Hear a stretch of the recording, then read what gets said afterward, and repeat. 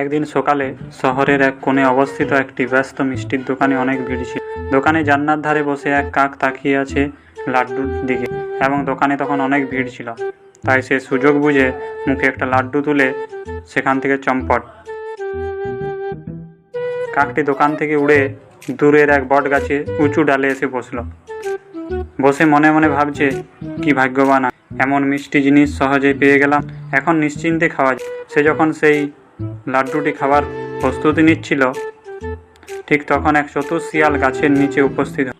শিয়ালটি কাককে দেখে মুখে এক প্রশংসার হাসি এনে বলল, আহা কাক দাদা, তোমার মতো সুন্দর ও বুদ্ধিমান পাখি আমি কখনো দেখিনি আর দুটি, আর তোমার গলার আওয়াজ তো একেবারে মধুর মতো।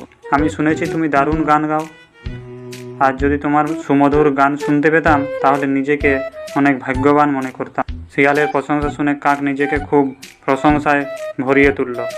সে মনে মনে খুব খুশি হলো এবং ভাবলো, আহা, সবাই তো শকুন আর ঈগলের গুণগান করে, এই শিয়ালটা অত্যন্ত দয়ালু যে আমার গুণগান করছে, সে আমার গান শুনতে।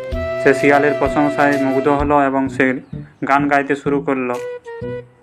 ঠিক তখনই তার মুখ থেকে লাড্ডুটি মাটিতে পড়ে গেল। শিয়াল লাড্ডুটি মুখে তুলল এবং সেখান থেকে ছুটতে পালালো এবং তাকে ধন্যবাদ দিল। শিয়াল কাকের মুখের খাবার ছিনিয়ে নিয়ে চলে গেল এবং কাক বসে বসে ভাবতে থাকলো যে মিষ্টি কথাগুলো শুধুই ছিল এক ফাঁদ, মিষ্টির স্বরে লুকিয়ে ছিল ধোঁকা, আর সে নিজের অহংকারের ভুল করে সেই ফাঁদে পা দিয়েছে।